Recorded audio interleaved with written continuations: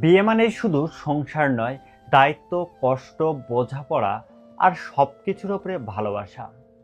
কিন্তু যখন সংসারের দাম্পত্য অবহেলা ঢুকে পড়ে, তখন ছোট্ট বিষয়গুলো পাহাড় হয়ে যায়। আজকের গল্পে আছে এক স্ত্রীর মেয়ে নিয়ে জ্বালা আর স্বামীর অবহেলা, শেষে তাদের জীবনে ফিরে আসা ভালোবাসার ছাউনি।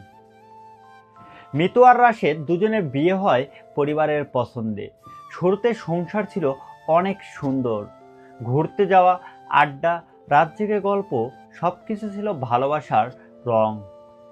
কিন্তু বিয়ের কয়েক বছরের মধ্যে তাদের কোলজুড়ে আসে এক মেয়ে, রাইয়া। শিশু মানে আনন্দ, কিন্তু মায়ের দায়িত্ব বহুগুণে বেড়ে যায়।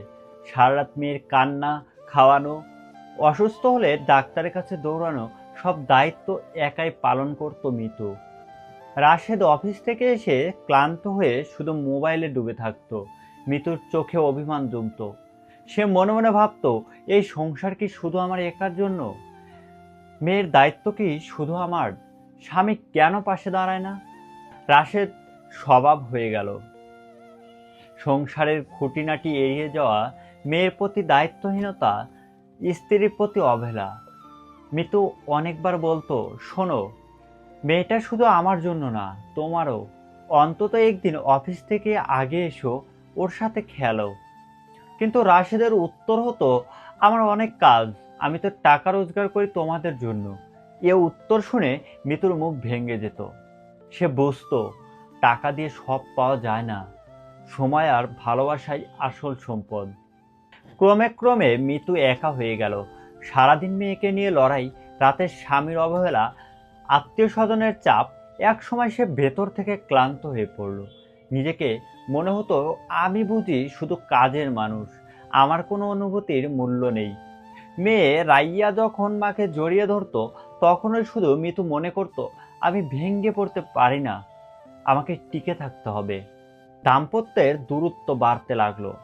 ছোট্ট বিষয়ে ঝগড়া, চুপচাপ থাকা, কষ্ট গিলে ফেলা। রাশেদ বুঝতেই পারছিল না যে তার অবহেলায় সংসারের দেয়ালে ফাটল ধরাচ্ছে। একদিন হঠাৎ রাইয়া অসুস্থ হয়ে হাসপাতালে ভর্তি হলো। ডাক্তার বলল, শিশুর যত্নে একটু ঘাটতি হয়েছে, নিয়মিত চেক আপ দরকার ছিল। এই কথা শুনে রাশেদ ভেঙে পড়ল। তার চোখের সামনে ভেসে উঠল মৃত্যুর একার লড়াই, মেয়ের যত্নে তার নিঃস্বার্থ পরিশ্রম। রাশেদ বুঝল, আমি কতটা অবহেলা করেছি, শুধু টাকা রোজগারই যথেষ্ট নয়। হাসপাতালে পুরো সময় রাশেদ মৃত্যুর পাশে দাঁড়িয়ে থাকলো। মেয়ের ওষুধ খাওয়ানো, রাত জেগে থাকা, মৃত্যুকে সাহস দেওয়া। এই সময় ওই মৃত্যুর প্রথম অনুভব হলো, আমার স্বামীর পাশে দাঁড়াতে পারে, শুধু তাকে উপলব্ধি করতে হয়েছে। রাইয়া ধীরে ধীরে সুস্থ হয়ে উঠল, আর এই ঘটনার পর তাদের সংসার ফিরে এলো নতুন রূপ। রাশেদ অফিস থেকে এসে এখন আর মোবাইলে ডুবে থাকে না, মেয়ের সাথে খেলে, মিতুর রান্নার প্রশংসা করে, সময় দেয় পরিবারকে।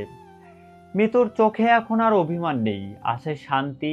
সে মনে মনে ভাবে, জীবনের সবচেয়ে বড় শক্তি হলো ভালোবাসা, যেটা হারালে সংসার ভেঙে যায়, আর সেটা পেলে সবকিছু সুন্দর হয়ে ওঠে। সংসারের দায়িত্ব শুধু একার পক্ষে নয়, দুজনের সমান। সন্তান আর শুধু মায়ের নয়, বাবারও।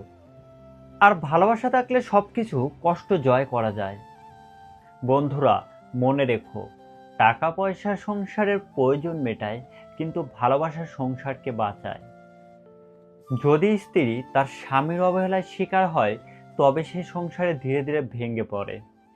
তাই ছোট ছোট মুহূর্তে পাশে দাঁড়ানো, প্রশংসা করা, সময় দেওয়া এই সংসারকে মজবুত করে। ভালোবাসার ছাউনি থাকলে জীবনে যত কঠিনই হোক না কেন, সংসারে থাকবে সুখের আশ্রয়।